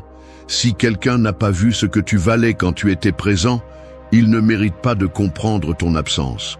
Si quelqu'un t'a ignoré quand tu pleurais, il n'a pas le droit de connaître tes motifs. Si quelqu'un a joué avec tes limites, il n'a pas besoin de savoir pourquoi il a rencontré un mur. Quand tu désactives l'impulsion de t'expliquer, tu reprends le contrôle. Tu commences à guérir de l'intérieur. Tu écris pour toi, tu penses à toi, tu travailles sur toi. Tu ne cherches plus à ce que l'autre comprenne, parce que tu as compris. Et cela suffit. Il ne s'agit plus de convaincre, il s'agit de lâcher prise. Lâcher la nécessité d'approbation, d'explication, de réponse. Parce que le silence est aussi une réponse, et souvent la plus puissante de toutes. La prochaine fois que tu ressens l'urgence d'expliquer comment on t'a brisé, souviens-toi de ceci. Celui qui veut comprendre le fera dans ton silence, et celui qui ne veut pas comprendre ne le fera pas même avec 1000 mots. Parfois, se retirer sans explication est l'acte d'amour-propre le plus fort, le plus clair, le plus nécessaire. Parce que tu ne fuis pas, tu fermes le cycle sans bruit. Et cela, même s'il ne le voit pas, change tout. 7. Transforme la blessure en direction. Les fissures ne signifient pas toujours la faiblesse. Parfois, ce sont des chemins où la lumière pénètre. Ce qui t'a fait mal n'est pas venu seulement pour te briser, il est aussi venu pour te montrer une direction. Mais tant que tu continues à voir la blessure comme une punition, tu resteras coincé dans la douleur, sans avancer, répétant mentalement ce que tu ne peux plus changer. La transformation ne commence pas lorsque la douleur disparaît, mais lorsque tu décides de l'utiliser comme un élan pour te déplacer vers l'endroit où tu mérites vraiment d'être. Il ne s'agit pas de romantiser la souffrance, ni de prétendre que tout a un but dès la première seconde. Il y a des coups qui confondent.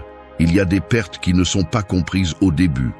L'important n'est pas de trouver un sens immédiat, mais de ne pas rester paralysé. Te demander ce que tu peux faire avec ce qui t'a fait mal.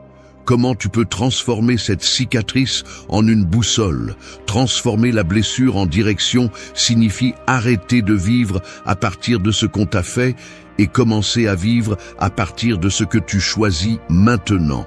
C'est quand tu dis « Cela m'a marqué, mais cela ne me définit pas. Cela m'a fait mal, mais cela ne va pas guider ma vie par inertie. » Et tu commences à prendre des décisions différentes. Plus à partir du manque, mais à partir de la clarté. Plus pour éviter que cela ne se reproduise, mais pour construire quelque chose de plus solide, de plus digne, de plus à toi. Ce point est clé, parce que beaucoup restent bloqués ici. Ils répètent des liens, justifient des mauvais traitements, reviennent à ce qui les a blessés simplement parce que c'est familier. Ils deviennent accros au cycle. Et la douleur, au lieu d'ouvrir les yeux, devient une encre. C'est pourquoi il est si nécessaire de s'arrêter, observer, et te demander avec honnêteté « Qu'est-ce que cela m'enseigne? Où cette expérience me pousse-t-elle? Quelle version de moi-même ne peut plus exister si je veux avancer ?» Ce n'est pas facile, parce que se transformer fait plus mal que la blessure initiale.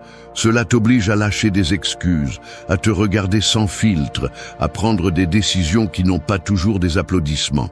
Mais c'est là que tu deviens fort, où tu comprends que tout ce chaos que tu as vécu avait une fonction, te faire choisir une nouvelle direction, une direction plus alignée avec toi, avec tes valeurs, avec ta dignité. Arrêter d'utiliser la blessure comme justification et commencer à l'utiliser comme moteur change toute ton énergie, Change ton langage, tes habitudes, tes relations. Tu ne cherches plus des coupables, tu cherches des chemins. Tu ne répètes plus des histoires, tu en écris de nouvelles. Et la douleur est toujours là, mais elle ne crie plus. Cette transformation est silencieuse, personne d'autre ne la voit au début. Mais tu la sens. Dans la façon dont tu te parles, dans la façon dont tu poses des limites, dans la façon dont tu choisis tes espaces, dans la façon dont tu n'acceptes plus moins que ce que tu sais que tu mérites. C'est un type de force qui ne se montre pas avec fierté, mais avec présence. Une sérénité que tu n'avais pas avant. Une direction qui est maintenant à toi. Les blessures les plus profondes ne se ferment pas avec le temps, elles se ferment avec l'action. Action consciente, action alignée, action qui naît du respect pour ce que tu as vécu et de l'engagement envers ce que tu vas construire. Tu n'es pas brisé, tu es redirigé. Tu n'es pas perdu, tu te réveilles. Tu n'es pas faible, tu prends forme. Et quand tu le comprends, tu ne regardes plus ta douleur avec pitié. Tu la regardes avec gratitude.